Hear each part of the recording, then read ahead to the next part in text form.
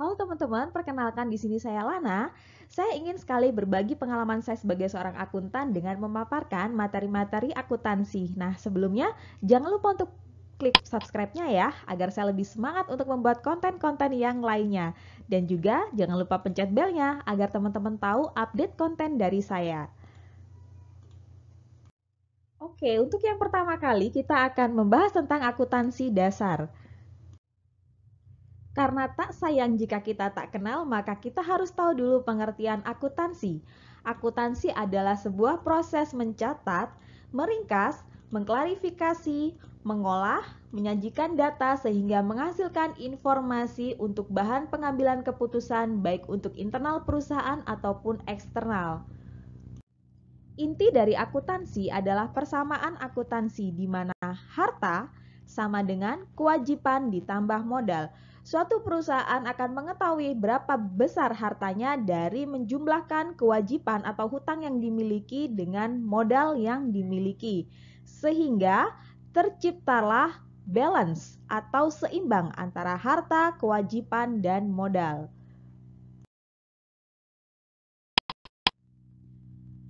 Saya akan memberikan contoh logika untuk persamaan akuntansi di sini. Untuk membuka CV Laras, saya menyetorkan modal sebesar 50 juta.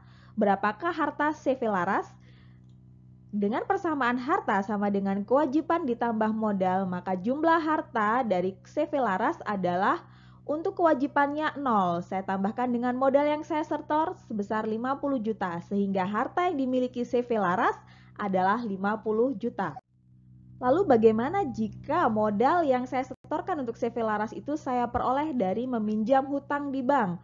Maka harta yang dimiliki oleh CV Laras adalah kewajiban saya atau hutang saya pada bank 50 juta ditambah dengan modal 0. Kenapa 0? Karena saya tidak menyetorkan modal dari uang saya sendiri, tetapi dari hutang bank. Sehingga harta saya sama dengan kewajiban saya atau hutang saya kepada bank, yaitu 50 juta. Selanjutnya bagaimana kalau untuk 50 juta modal CV Laras saya peroleh dari uang saya pribadi sebesar 30 juta sedangkan sisanya saya meminjam pada bank. Maka harta yang dimiliki CV Laras adalah 50 juta yang diperoleh dari 30 juta uang saya pribadi. Dalam hal ini kita sebut dengan modal dan 20 juta yaitu kewajiban saya karena hutang pada bank. Nah, selanjutnya kita akan mengenal dan saya harap di sini teman-teman memahami dengan sangat jelas bagaimana sebuah siklus dari akuntansi. Untuk membuat suatu laporan keuangan, tentunya kita akan berawal pada bukti transaksi. Saya contohkan di sini dari beberapa invoice. Bukti transaksi itu bisa berupa invoice, bisa berupa dengan bukti penerimaan penjualan juga bisa ya teman-teman. Nah, dari bukti-bukti transaksi dari suatu perusahaan itu, maka teman-teman akan memilahnya. Sebelum teman-teman mencatat, teman-teman akan memilahnya, mengklarifikasi ini bukti transaksi termasuk dia penjualankah, pembeliankah yang nanti akan larinya ke hutang atau dan lain sebagainya. Nah, setelah bukti transaksi terkumpul dan kita identifikasi bukti transaksinya, maka kita buat jurnal. Dari mengidentifikasi bukti transaksi, misalkan bukti transaksinya adalah invoice dari pembelian kita dengan pembayaran cash, maka kita akan membuat jurnal pembelian dengan pembayaran cash. Seperti itu ya teman-teman. Nah, setelah membuat jurnal dari setiap transaksi yang dilakukan oleh perusahaan, maka seorang akuntan harus membuat yang namanya buku besar. Apa sih buku besar? Buku besar ini adalah pos dari masing-masing, istilahnya ringkasan dari masing-masing setiap akun yang ada. Jadi dari jurnal itu, misalkan nih jurnal pembelian inventory, misalkan ya inventory pada cash, misalkan kalau kita beli dengan secara cash. Nah, maka di sini akan masuk pada buku besar inventory dan juga buku besar cash. Seperti itu ya teman-teman. Selanjutnya, setelah kita membuat buku besar, maka pada akhir periode buku besar ini masing-masing buku besar, masing-masing akun yang ada, kita buatlah neraca saldo. Nah, neraca saldo ini opsional ya teman-teman, bisa dibuat ataupun tidak. Karena bagi saya sih sebaiknya dibuat. Karena apa? Di sini adalah kontrol yang saya gunakan, apakah akun-akun yang saya buat ini sudah balance, seperti itu ya. Apakah di sini ada transaksi yang salah atau tidak? Saya biasanya akan melihat pertama kali dari neraca saldo. Nah, setelah neraca saldo dibuat, di situ sudah diketahui berapa saldo dari masing-masing akun, maka selanjutnya akan dibuatlah laporan keuangan. Laporan keuangan ini terdiri dari 5 ya teman-teman. Ada neraca, laba rugi, ada laporan perubahan kas, laporan perubahan modal, dan juga catatan laporan keuangan. Nah, setelah laporan keuangan selesai kita buat, maka selanjutnya adalah kita membuat jurnal penutup.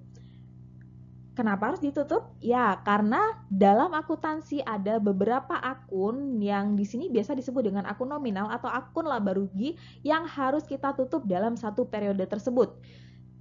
Sehingga pada periode berikutnya dia sifatnya tidak terakumulasi ya teman-teman, makanya dia harus ditutup pada akhir periode. Nah, setelah ditutup, maka kita akan membuka lagi bukti transaksi pada periode selanjutnya yang akan kita proses kembali seperti yang tergambar dalam siklus akuntansi di gambar tersebut. Oke, next. Selanjutnya, teman-teman yang harus paham dan harus ketahui, kalau perlu dihafalkan juga ya, adalah jenis akun. Nah, dalam akuntansi ada akun-akun yang berjenis real atau tetap. Nah, akun-akun real atau tetap ini biasanya adalah akun-akun yang akan masuk pada neraca. Yang kedua yaitu akun nominal yang biasanya dia merupakan adalah akun-akun yang masuk pada laporan laba rugi. Apa saja akun real tetap itu? Yaitu yang pertama ada harta, ada kewajiban, dan juga modal. Lalu bagaimana dengan akun nominal? Akun nominal itu terdiri dari pendapatan dan beban.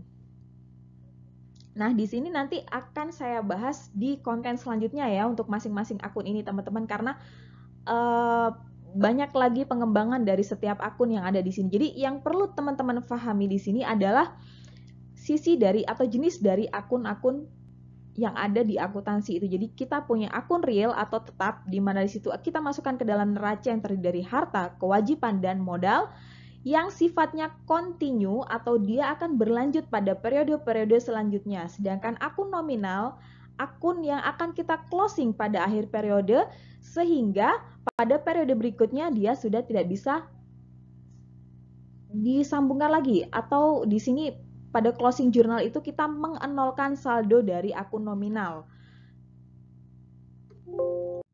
Nah, selanjutnya sebagai dasar akuntansi untuk seorang akuntan yang harus diketahui adalah posisi dari masing-masing akun.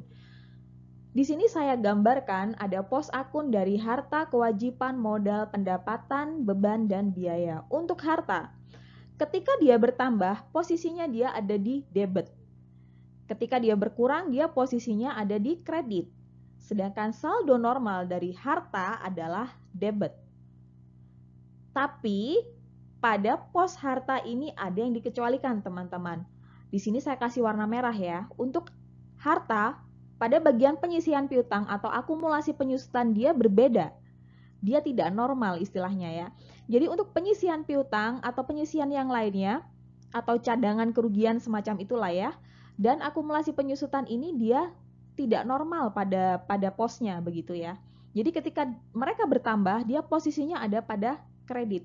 Ketika mereka berkurang, justru mereka ada posisi di debit. Nah, saldo normalnya adalah kredit. Selanjutnya untuk kewajiban ketika dia bertambah, dia ada di posisi kredit. Ketika berkurang, dia ada di posisi debit. Saldo normalnya adalah kredit.